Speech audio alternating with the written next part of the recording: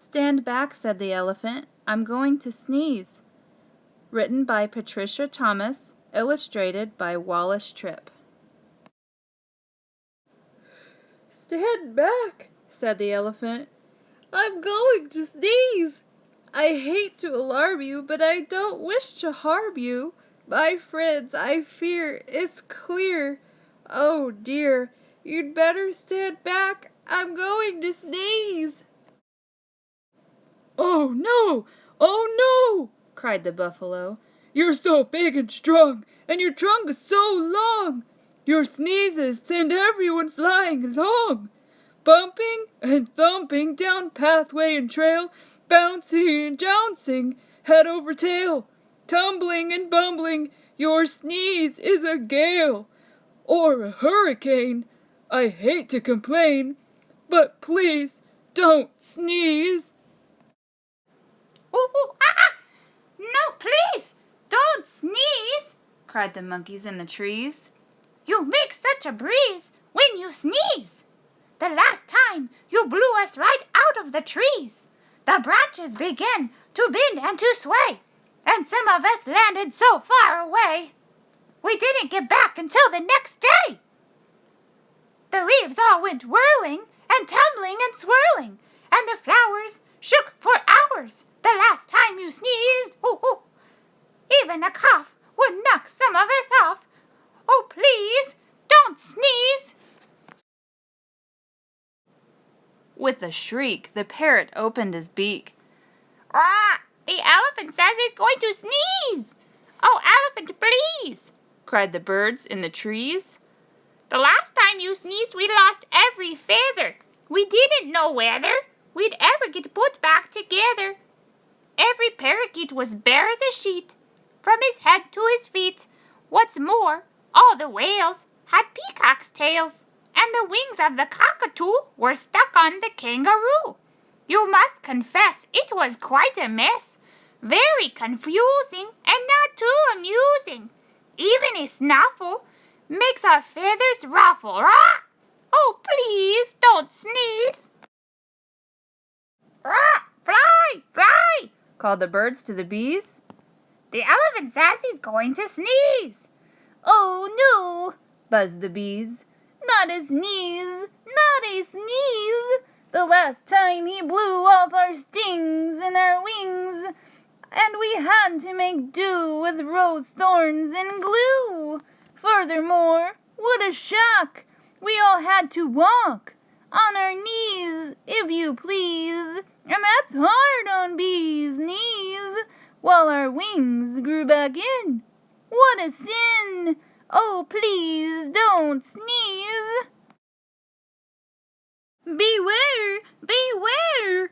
called the bees to the bear. "The elephant says he's going to sneeze." "Oh, please, not a sneeze," said the bear. "That's not fair, I declare. The last time he sneezed, he blew off all my hair, and left me so bare, I spent the whole winter in long underwear. Nothing so sad as a bear that is bare.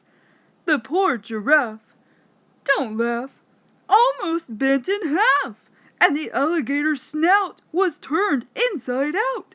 The last time he sneezed, a sniff or a snuff is bad enough, but a sneeze? Oh, please don't sneeze." "I don't suppose you could hold your nose or wait a while?" asked the crocodile with a sad little smile. "Oh my, do try," said the fly. "We wish," said the fish, "you would if you could.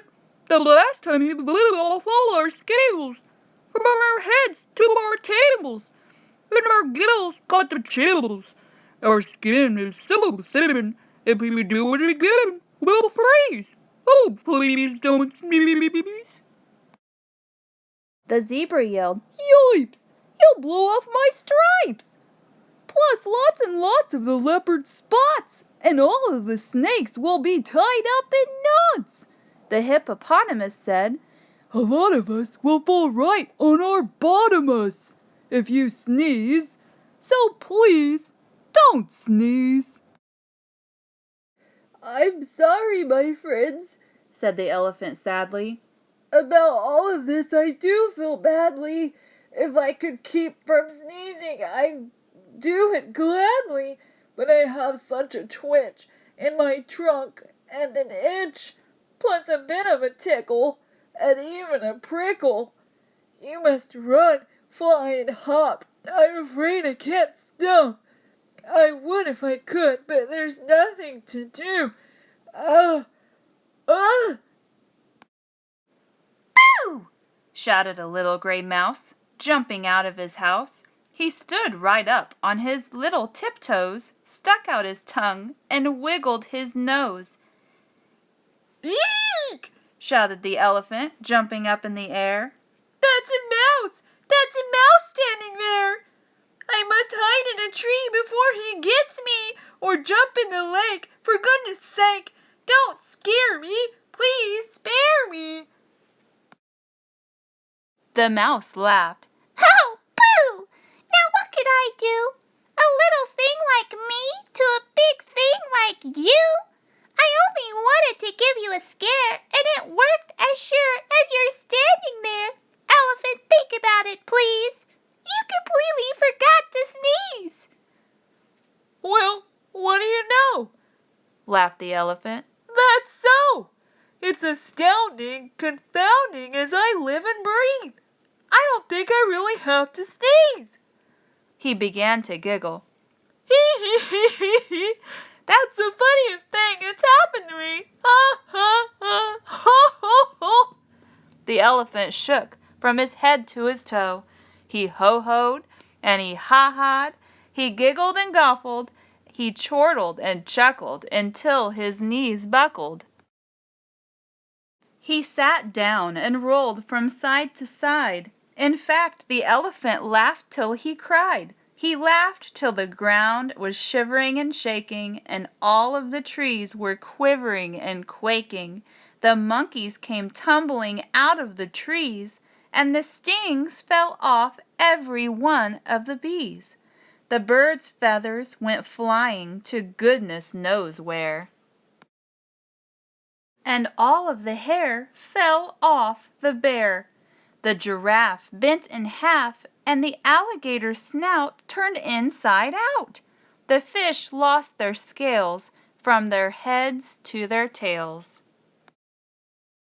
The zebra yelled, "Yipes! There go my stripes!" while the hippo went thump right on his plump you-know-what. And into a puddle the mouse went kerplop.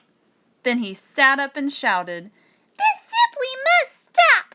We're terribly glad you don't have to sneeze, but if you must laugh, laugh softly. Oh, elephant, please!"